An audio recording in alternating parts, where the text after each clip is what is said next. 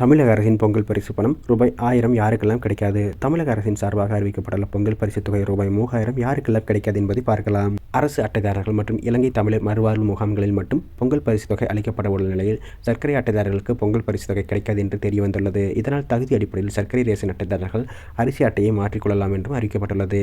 தமிழக அரசு சார்பில் பொங்கல் பண்டிகையொட்டி ரேஷன் கடைகளில் பொங்கல் பரிசு தொகுப்பு வழங்கப்படும் என்றும் அறிவிக்கப்பட்டிருக்கிறது. பொங்கல் விழாவை சிறப்பாக கொண்டாட தமிழ்நாடு அரசு சார்பில் பொங்கல் பரிசு தொகுப்பாக 1 கிலோ பச்சரிசி, 1 கிலோ சர்க்கரை மற்றும் 1 முழு கரும்பு வழங்க உள்ளதாக தெரியவந்துள்ளது. கடந்த ஆண்டு பொங்கல் பரிசு தொகுப்பு மட்டுமே அளிக்கப்பட்டதால் இந்த ஆண்டு பொங்கல் பரிசு தொகை வழங்கப்படும் என்ற எதிர்பார்ப்பு ஏற்பட்டது. இந்த நிலையில் அரிசி அட்டைதாரர்கள் மற்றும் இலங்கை தமிழர் மறுவாழ்வு முகாம்களுக்கு பொங்கல் பரிசு தொகுப்புடன் கூடிய ரொக்கம் ரூபாய் 3000 வழங்கப்படும் என்று முதல்வர் ஸ்டாலின் அறிவித்தார்.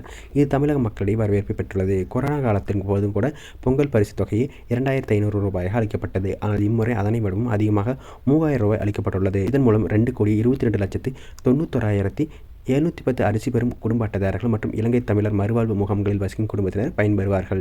இந்த நிலையில் பொங்கல் பரிசு தொகை யாருக்கெல்லாம் கிடைக்காது என்று தகவல் தெரிய வந்துள்ளது. தமிழக அரசின் அறிவிப்பிலேயே அரிசி அட்டைதாரர்கள் மற்றும் இலங்கை தமிழர் மறுவாழ்வு முகாம்களில் வழங்கப்படும் என்றும் தெரிவிக்கப்பட்டுள்ளது. இதனால் சர்க்கரை ரேஷன் அட்டைதாரர்களுக்கு பொங்கல் பரிசு தொகை கிடைக்காது. இதனால் சர்க்கரை ரேஷன் அட்டை வைத்திருப்பவர்கள் தகுதி அடிப்படையில் அரிசி அட்டையை மாற்றிக்கொள்ளலாம் என்றும் அறிவிக்கப்பட்டுள்ளது. அதேபோல புதிய ரேஷன் அட்டைதாரர்கள் தகுதியான பயனாளிகள் பலருக்கும் அளிக்கப்படவில்லை. இதனால் பொங்கல் பண்டிகைக்கு முன் அவர்களின் ரேஷன் கார்டுகள் ஆக்டிவ் ஆகவில்லை என்றால் லட்சக்கணக்கானோருக்கு தமிழக அரசின் பொங்கல் பரிசு தொகை ரூபாய் 3000 கிடைக்காது என்றும் கூறப்படுகிறது.